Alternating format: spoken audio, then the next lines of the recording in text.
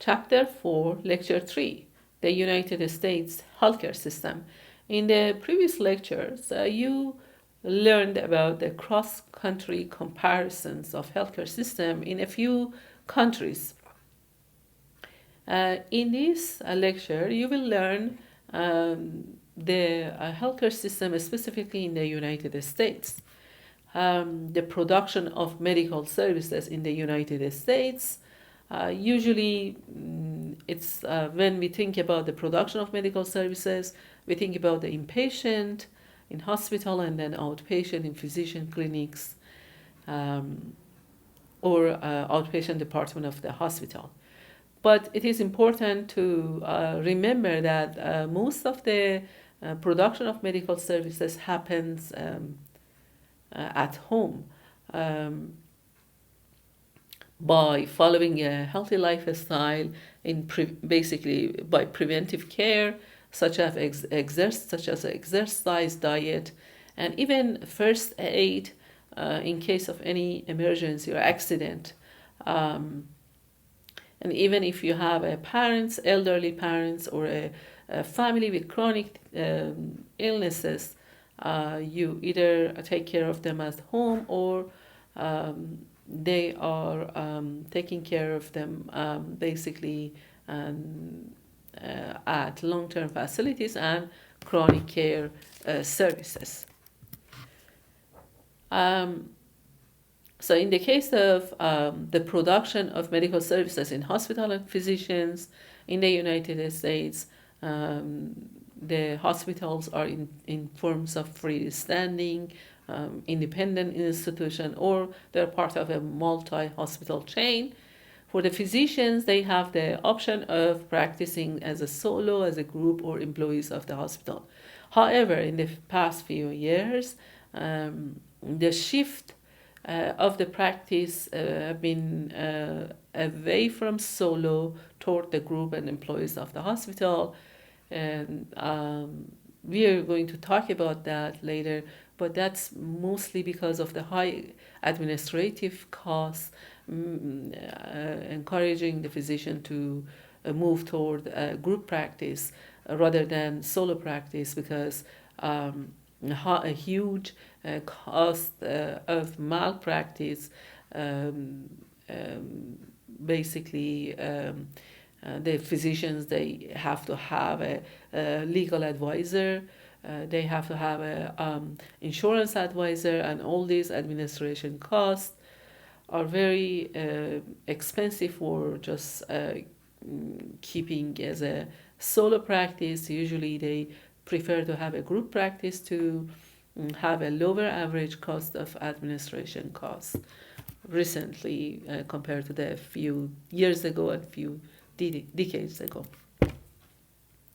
In the United States, and the healthcare services are in forms of both private and public sectors. But even the private sectors are categorized in two groups of for-profit and not for-profit. That's also the case for the European country as well, and Canada as well.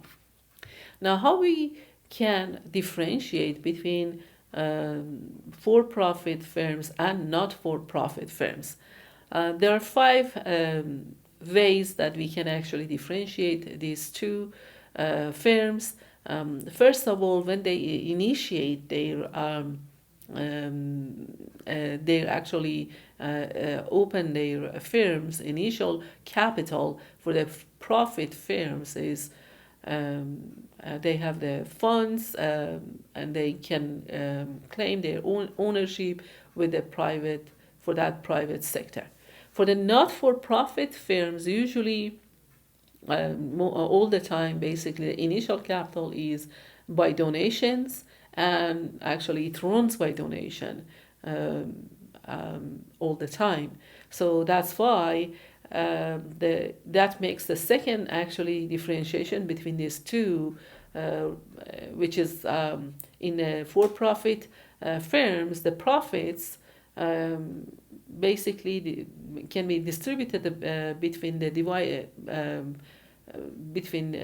among the owners. But that's not the case for the not-for-profit firms because of the initial capital was donation. So there is no, even if there is a profits, there is no way that can be distributed um, to the employees or managers or company directors. And the third differences between the not for-profit firms and not-for-profit firms is that in case if they wanted to close the firms, and for the profit firms they can sell it and convert it to the liquid asset easily. For the not-for-profit firms, it's not easy, it's very difficult because there is no specific owners, and there is no basically a specific liquid asset that can be distributed among the employees and managers. The fourth differentiation between these for-profit firms and not-for-profit firms is that for the not for-profit firms, there is no exemption, tax exemption and subsidies, while for not-for-profit firms, so there are tax exemption and subsidies that there are so many ways they can be eligible to get the subsidies from the government. And the last differences between the for-profit and not-for-profit care providers is that there is no, for the for-profit firms, there is no restriction by law in types of goods and services they wanted to produce. But for the not-for-profit firms, there are restrictions by law for the goods and services they produce. So that's the differences between these two. And now, why we don't have in the United States, why we don't have all for profit or all for non-profit? So let's start. Why are not-for-profit healthcare providers so prevalent? So we have a free market economy. So why not for-profit firms, all of them, for healthcare system? And the reason is that we are dealing with the market failure in private sector. So in economics, we say that when the market economy doesn't work in case of market failure. So the first market failure is that there is an imperfect information by the consumers or patients. The patients, they don't have perfect information about their health, and they don't have information about when they need treatment, how much they need, and the price of the treatment. The producers, they have better information compared to the patients. So there is no symmetric information basically for both sides of demand and supply, or consumers and producers. So therefore, there is a market failure. The second reason for market failure is equity. Most of the people, they believe that there should be a minimum level of medical care for everybody. That's the basic human right. So that's different than all the other actually product and services. Health is different, and we have to provide it for everybody, at least the basic medical care. So that's the equity case, that is market failure. And the third one is externalities. Externalities happens when the person's decision is actually cause some externalities. In economics, we say that we make a decision to produce and to consume any product and services up to the point that our marginal benefit is greater than marginal cost. But sometimes the decision for a person can have externalities to the society. So maybe by making this decision, the marginal social cost is greater for the society, is greater than the marginal social benefit. So there are some externality by one person's decision. For example, if the person has a disease that is not taking care of that chronic disease, so that may actually affect the caregiver or even the whole society if the person is not following healthy lifestyle. And so we are dealing with the externalities, means that the decision by one person may actually have a higher marginal social cost than just individual marginal cost. So that's why only for-profit firms are not an appropriate firm for the healthcare. So what from the other sides? Why not then to have all the healthcare system under public sector? So the reason for that is that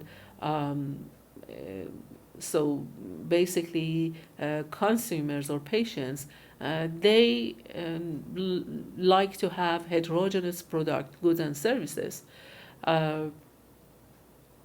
So that's one reason. Some patients, they wanted to have choice options, and so they don't want to have a homogeneous, basically the same goods and services in healthcare for everybody. They have money, and they have different preferences, and they are willing to pay higher. So therefore, in the United States, based on the market economy, we need to have also market choices, market system based with heterogeneous goods and services in medical care. The other reason is that the government faces difficulties in developing an appropriate, cost-effective overall policy that meets the desire of all consumers. What does it mean? Means that by centralized economy, so it's very difficult to provide basically multiple different variety of products and services for the consumers. Here basically in the economy we say that the invisible hand means that the intersection of the supply and demand determines the equilibrium price and quantity of production of any goods and services. So the interaction of the suppliers, producers, and consumers can tell the producers what they have to produce and how much they have to produce. That's actually another reason that we have. So we can't have basically the private sector, and we can't have the public sector because of these reasons. And so if this market failure are substantial, then we say that why is the for-profit sectors allowed to operate at all in the healthcare field? And that's because, yes, that's true that we have a lack of perfect information in healthcare system, or asymmetric information in between suppliers and consumers. Usually producers, they have more information about the patient's health and the type of treatment, they have availability of treatment than the patients. But so some of the patients, they have the good information about their health. They have full knowledge, and they have the preferences for type of the product and services they need in the medical services. So therefore, in the market economy in the United States. Um, so we wanted to have both private and public system to give the consumers and patients that they have really good knowledge of their health status and what really is good for their health. They can make an informed and basically best choices based on their condition. So therefore, that's the reason we have both public and private sector. Now, comparing the four healthcare system in your textbook, Canada, Germany, UK, and Switzerland, um, looking at the production of the healthcare, we see that all these four countries also they have both profit and the public sector. For example, in Canada, um, it's basically the healthcare system runs by private sector. So of course it's rules by the rules that's set by the federal system for different provinces. But it's private sectors mostly. They are not for-profit hospitals, and they are owned by charitable or religious organization. In Germany, we have both private and public sectors. The public hospitals controls 51% of all hospitals, and then also they are in forms of both not-for-profit and for-profit. In the UK, basically there are private sectors, mostly not-for-profit, and then until 1990, almost all hospitals were publicly owned. And in Switzerland, there are a combination of private and public providers. But so, yes, all four countries, they have both private and public sector, but mostly they have a single payer, either runs by government or by the basically employer mandated insurance program. Compared to the United States, which is a multiple payer system. So far we talked about the medical services, how we can make the production and consumption of medical services and products in the optimal point, right? That's what we are trying to do. Now, besides the reimbursement and finances and delivery, also we have to think about other factors are affecting the production and consumption of medical services different. The very important factors such as physician choice and referral practices can impact the consumers or basically patients' choices in over consuming the medical services or not. The availability and utilization of medical services depends on the degree of physician choice. For example, a consumer possesses and the type of the referral within the healthcare system. So what does it mean if the in United Kingdom, basically the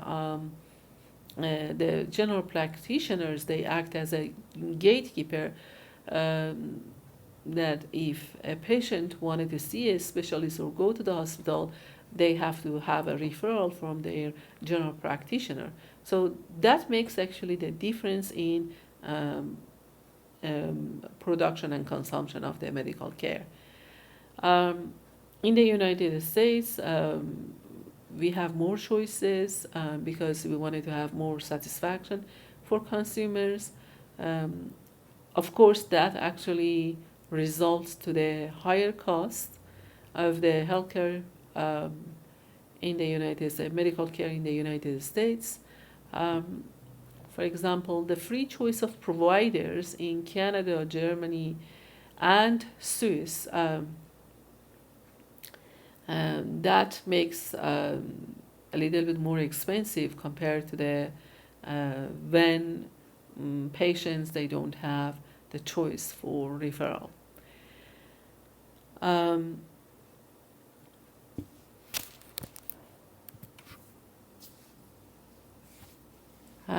so again, in the United States, healthcare system is based on a multiple payer. Um, the health insurance covers about 84% of the population. Of course, this 84% was before the Affordable Care Act. Currently is covering about like 91% of the population. The private sector is covering 64%. This is both the for-profit commercials and then not for-profit insurance like Blue Cross Blue Shield. The public provided by government mainly are the Medicare and Medicaid, which are basically the Medicaid's the 1/4 of the um, insurance, and then employment-related coverage is the biggest one, is the 55%. Um, so the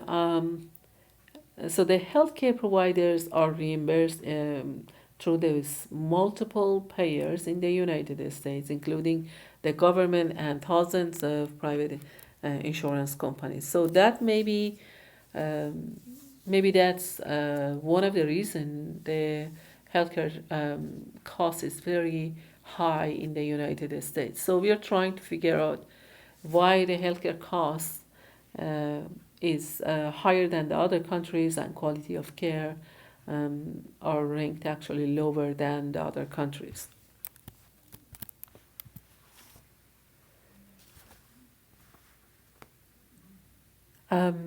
Looking at the two major type of public health insurance in the United States, Medicare and Medicaid.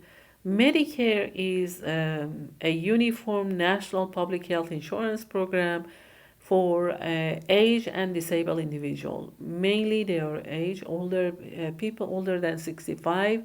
When you become 65, automatically they send you a Medicare card. Of course, the Part A, which is compulsory plan. So we have a single payer actually system in Medicare for over the age of 65 in the United States. So, but we have multiple payer for younger than 65. So there's a difference between single payer and universal healthcare. That I believe that I talked to you about that. Universal means that everybody's covered. A single payer means that there's only one single payer covering.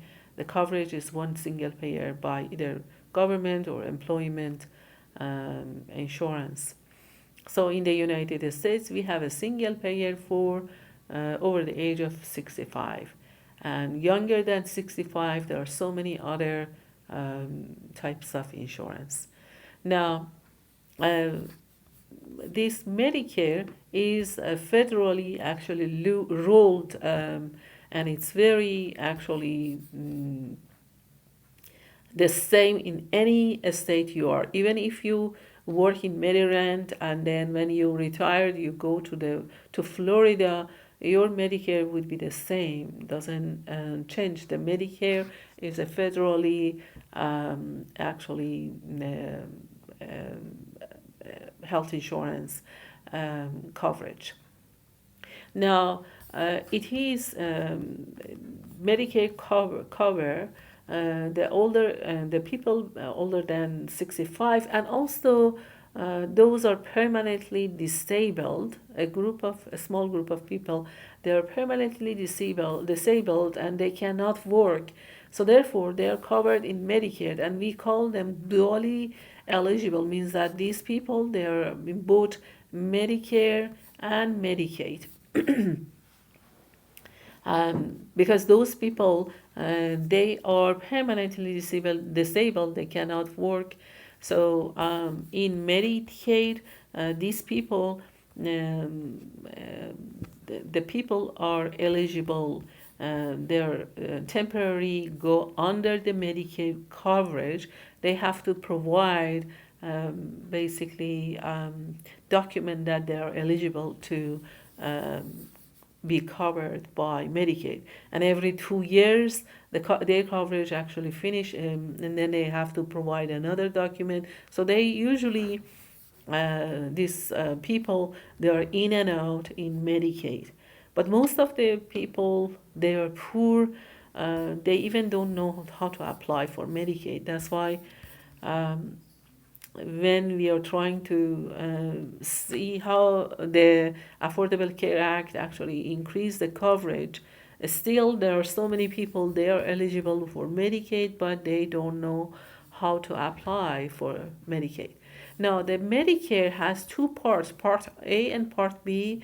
Part A is compulsory plan, means that when you turn to 65, the card comes actually to your door by mail.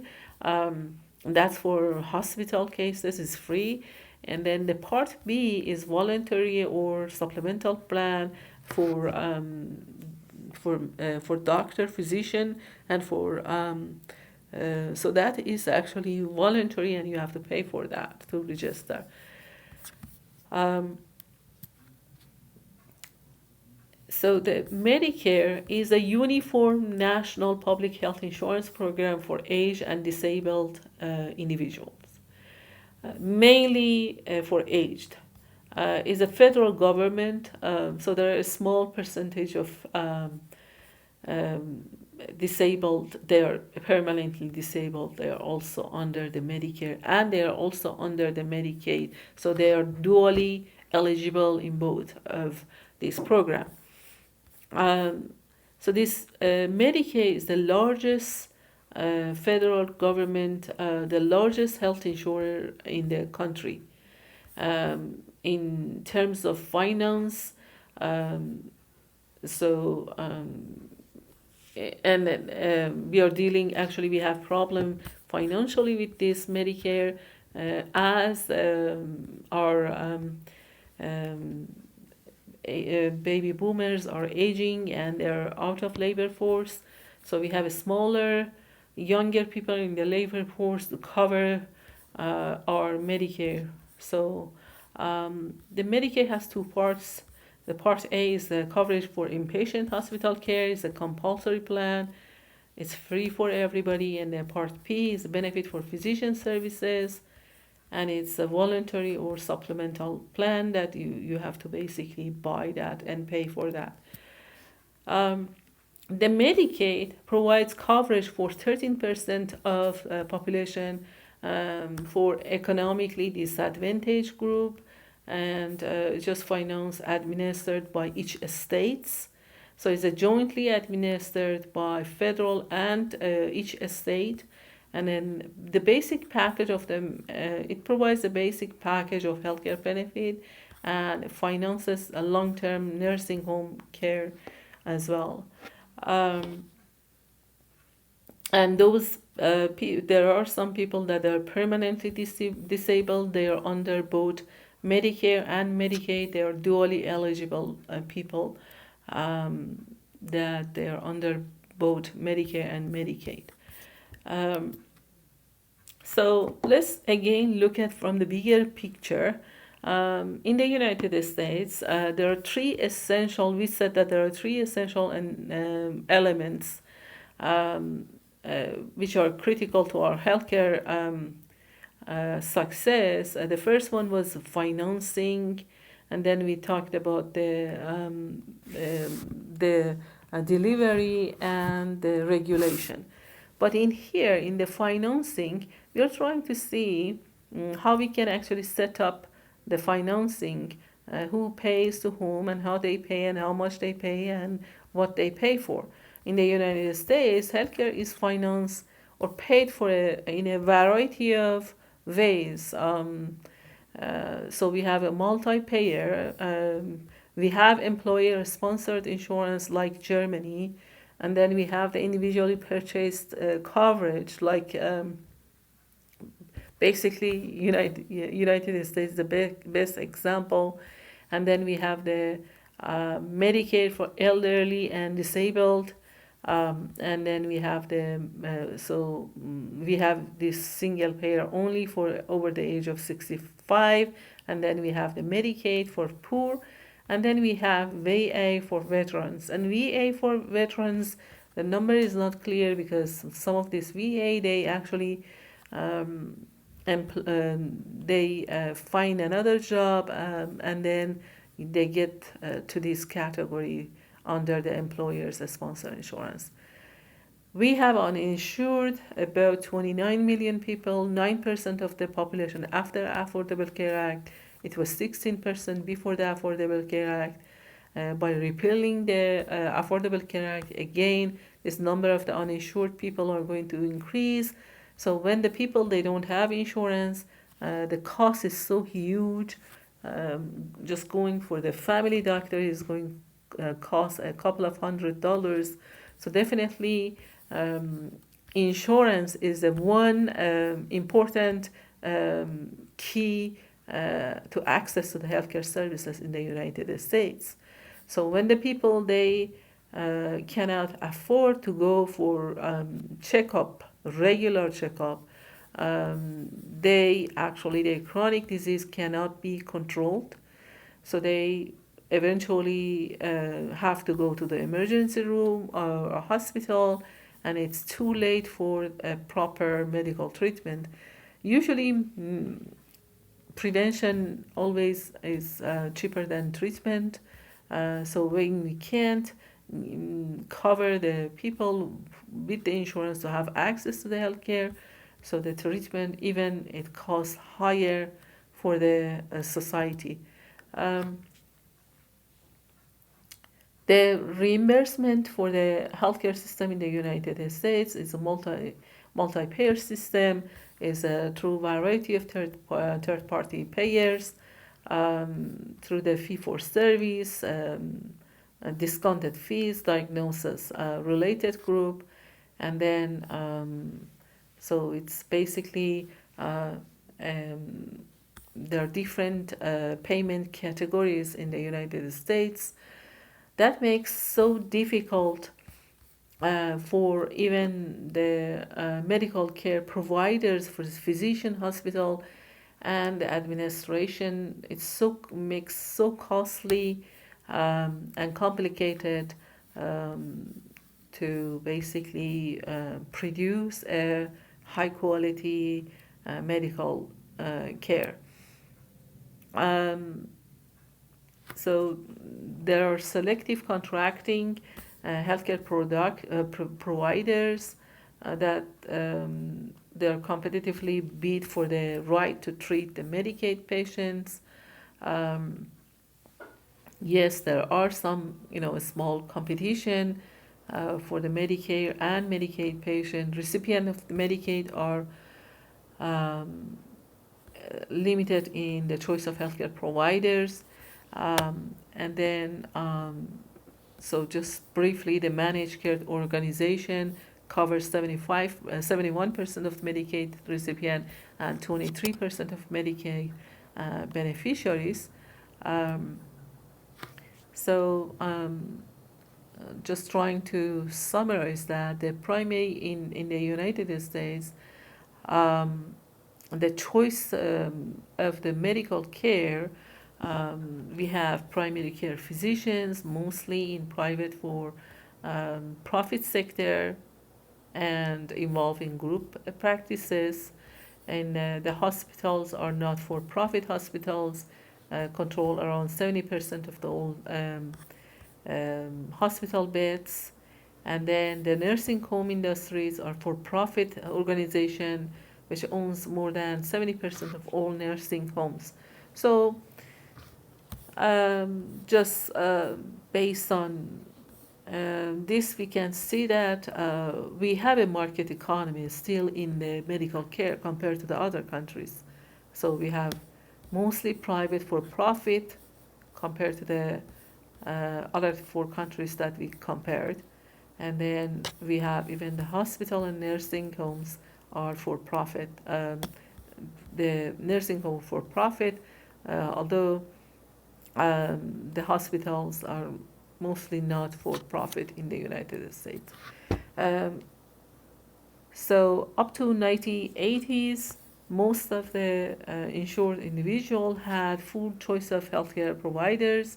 Then um, the introduction of these restrictive health insurance plans and new government policies, they limited this degree of consumer choices. And that was because of trying to kind of control the consumption of the medical care. Um, the choice of the referral affect the incentive for um, um, consuming more medical care compared to when we have a choice.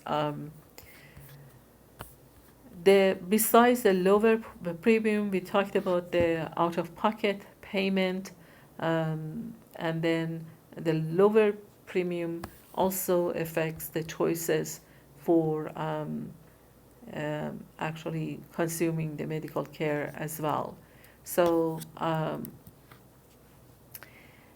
now this is actually you if your boss in the congressional budget office asks you to outline a proposal for national health insurance, and then ask you as a part of your proposal discuss the benefit package.